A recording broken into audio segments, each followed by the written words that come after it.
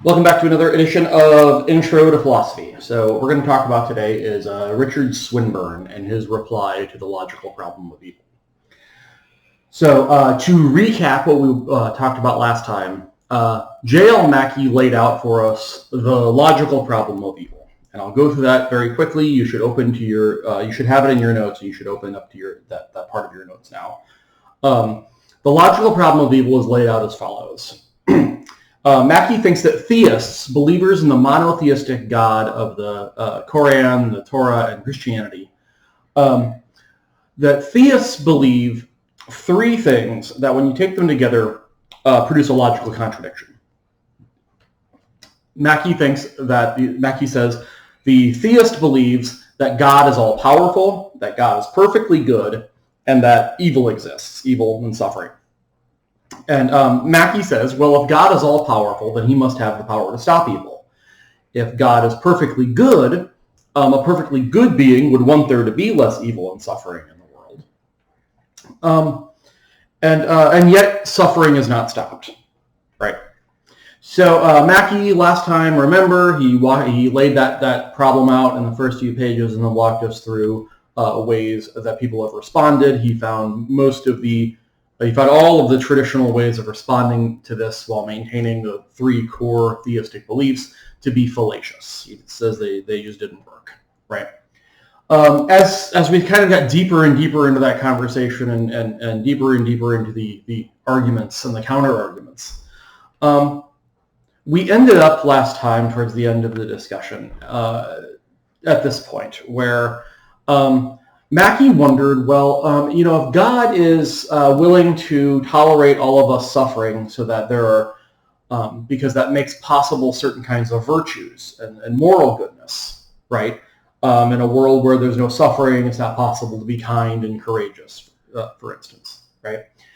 Well, Mackie said, well, if God's real priority is opportunities for virtue, why isn't he more concerned about the bad, evil actions that human beings perpetrate? Why isn't he more interested in stopping torturers and killers and rapists and so on? And here's where Mackie says that, typically at this point you introduce the idea of free will, right? And you say, well, God doesn't intervene to stop bad human action because to do so would make us less free, less morally free, right? It is better, some people say, to be made as free beings capable of moral choice than it would be to be created as innocent little robots that always do what's right because they're programmed to do it, right? And Mackie to this says, well, why can't a good God create beings that always freely choose to do good? They are beings who want to do good. They always do good, but they don't do it because they're programmed to do it. They do it because they choose to do it. They have a choice between good and evil. They just never want to do evil, right?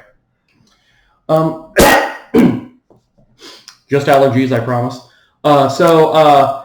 And to this, Mackie concludes that, well, the theist has no good response to this, and so Mackie says, I win, right?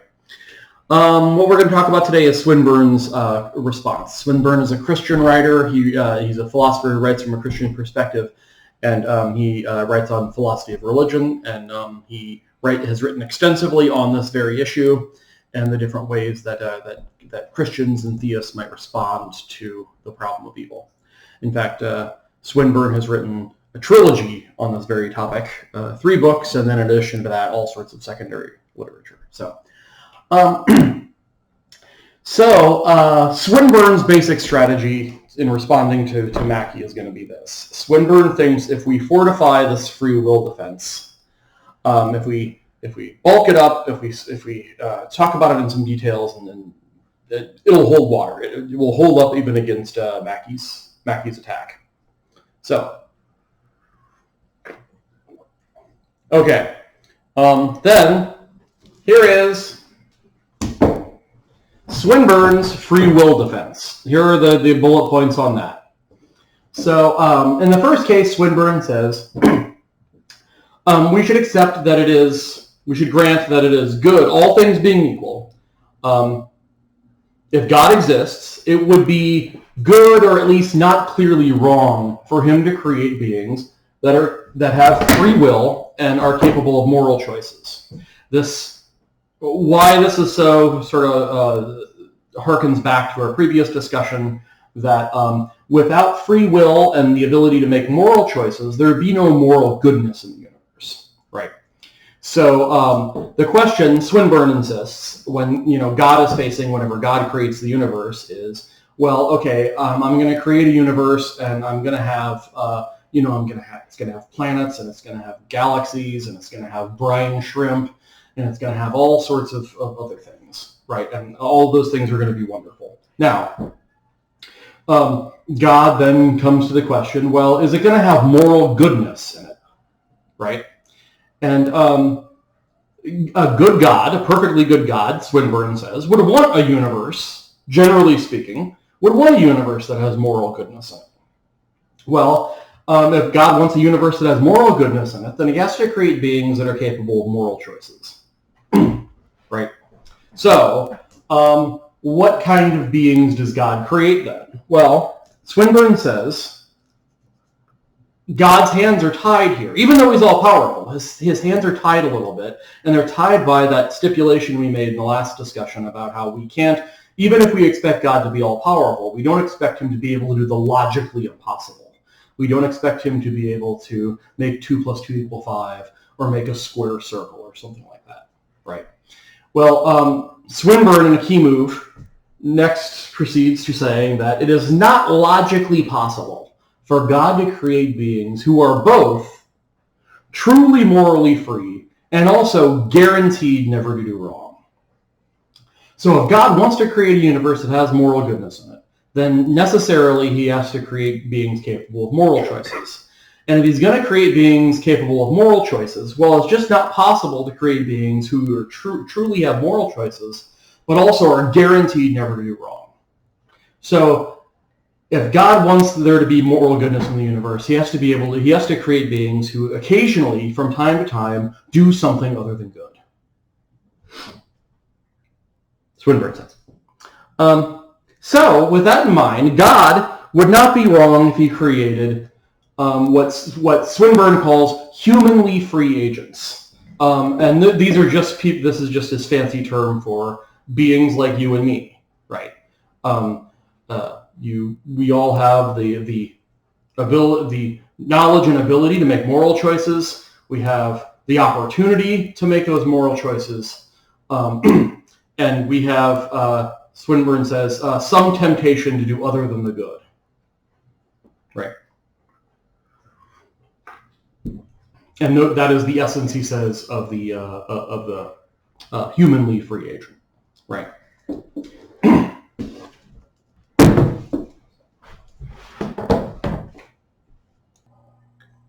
So,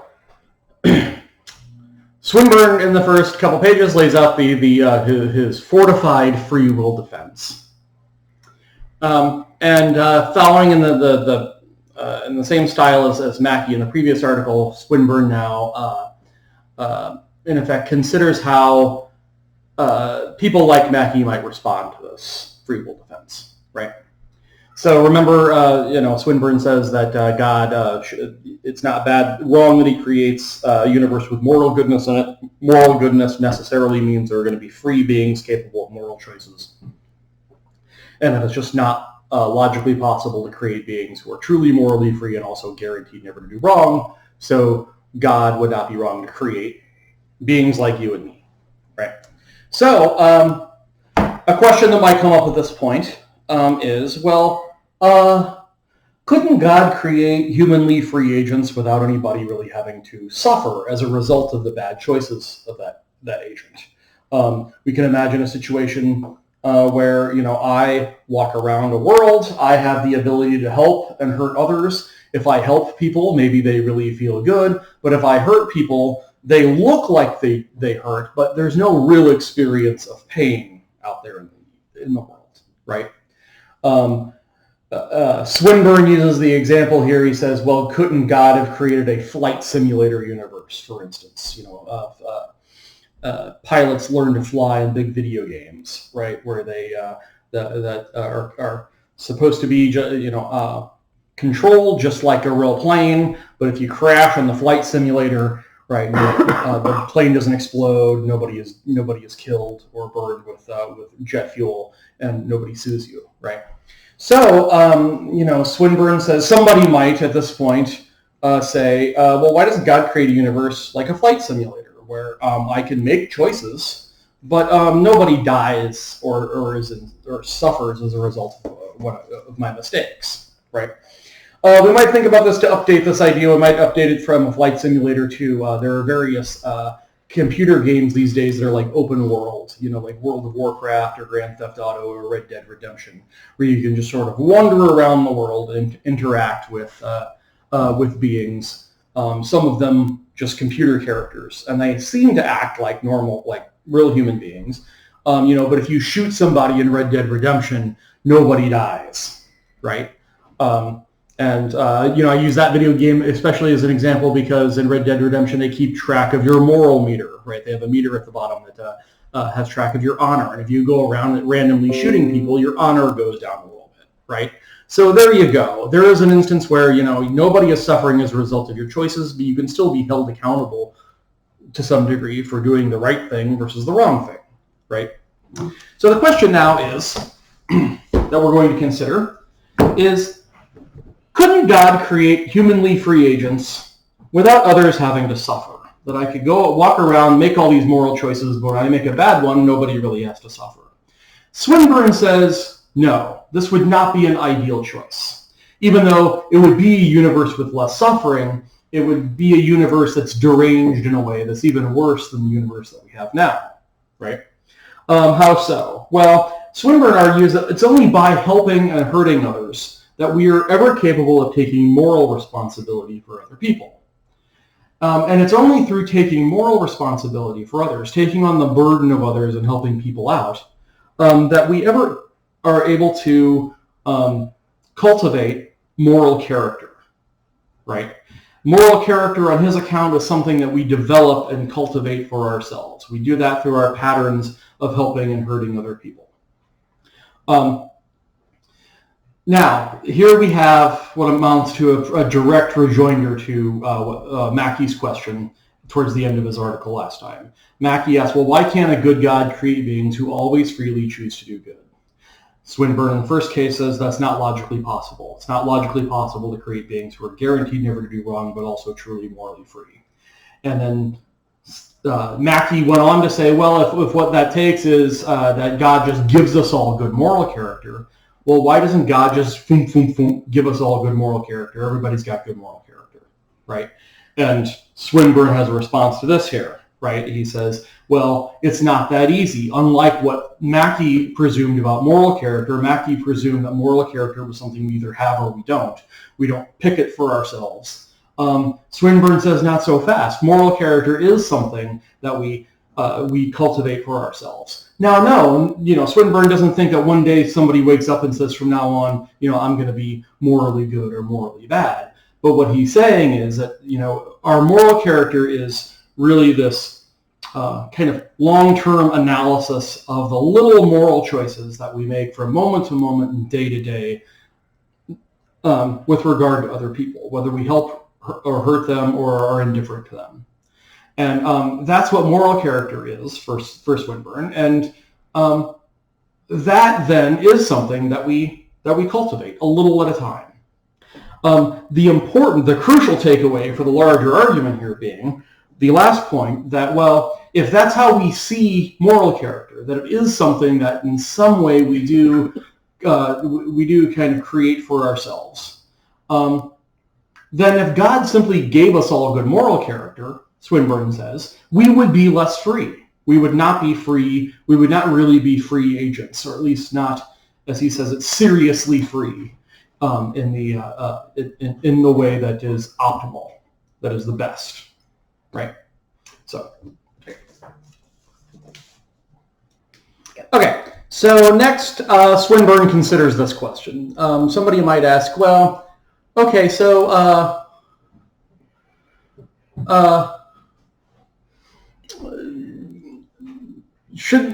God creates beings who are free, and he doesn't intervene, or he doesn't keep us from hurting each other, because he wants us to allow us to take responsibility for each other.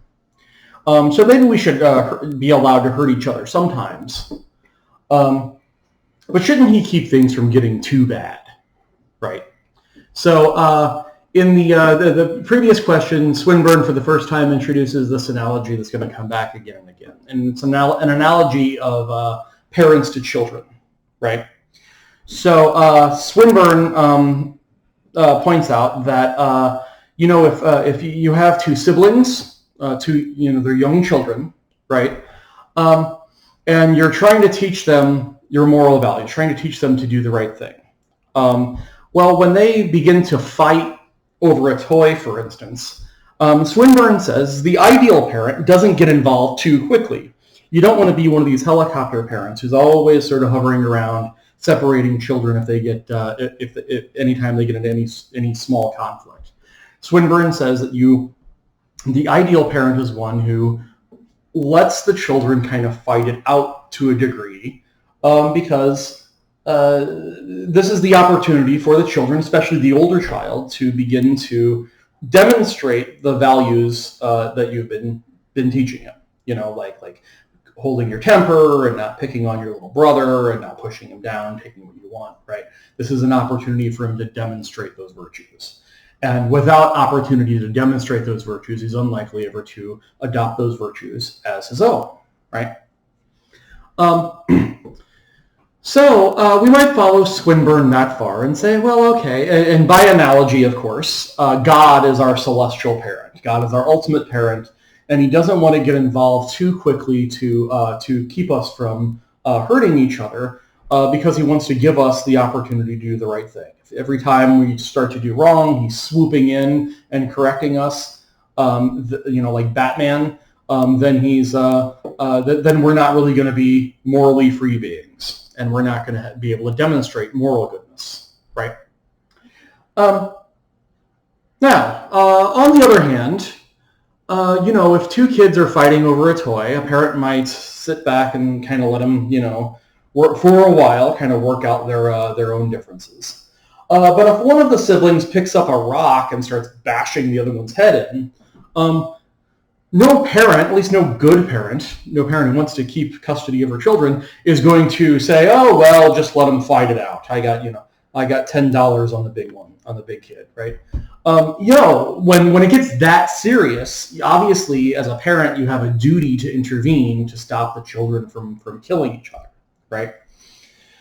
So what we have here is we have the question, then analogous to God, is, well, doesn't God, as our celestial parent, have a moral obligation to keep things from getting too bad?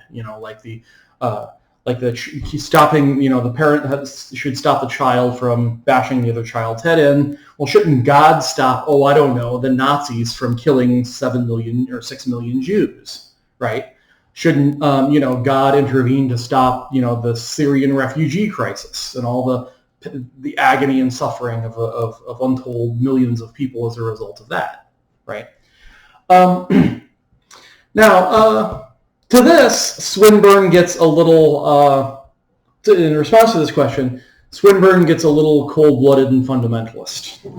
So Swinburne's response to this question, shouldn't God keep things from getting too bad, is to say, well, what's too bad? Right? I mean, how much suffering is too much suffering? Whatever amount of suffering we human beings endure, we're going to think it's too much. That's just who we are. That's just natural, right? And when you put it like that, Swinburne says, well, maybe God does keep the universe from getting too bad, right? So the question is, shouldn't God stop things from getting too bad? And Swinburne says maybe he does stop things from getting too bad through things like death. Cheerful thought, but Swinburne points out there's only so much suffering that a person can endure before you pass out or you die. And occasionally, from time to time, maybe God gets directly involved with a direct kind of intervention to keep things from getting too bad. The point here being that, yes, the Nazis did terrible things during World War II, but they didn't win World War II.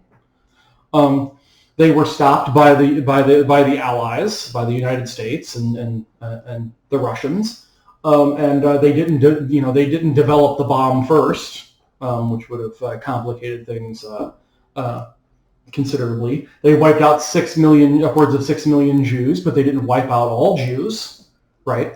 So Swinburne thinks, well, maybe we're just complaining about the amount of suffering there is, not how much suffering is really objectively too much suffering, right?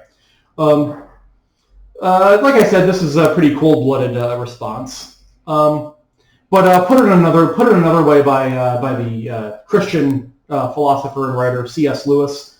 Yes, the guy who wrote the Chronicles of Narnia. He was also, in addition to being a novelist, he was also a Christian writer and philosopher. And he also wrote extensively on the problem of evil. Lewis did. And Lewis, I believe it was Lewis, gave this analogy. He said, so imagine the world were absolutely perfect. The weather, it was always sunny and 75 outside. There was never any earthquakes or hurricanes or diseases. Everybody lived happily. The only problem was that there's one rock in the middle of this Garden of Eden. And once every 100 years, somebody stubs his or her toe on this rock. That's the only suffering there is in the whole universe, right? C.S. Lewis pointed out that, well, in that universe, there would still be a problem with evil, right? There would still be once every 100 years, people would still shake their fists at the sky and say, why, God? Why would you allow us to stub our toes on this rock? Are you indifferent to our suffering, right? And from Lewis's perspective, well, that's kind of who we are as human beings. Of course, we're curious about why this good God allows suffering, but we shouldn't trust our own intuitions about how much suffering is too much suffering from the perspective of God, because any amount of suffering, no matter how small or trivial, is going to be considered by us to be too much. As the people going through the suffering, we're of course going to complain about it, right? Which is, yes, again, still that's a slightly more humorous and warm sort of analogy, but still pretty indifferent to the suffering that goes on in the world, right?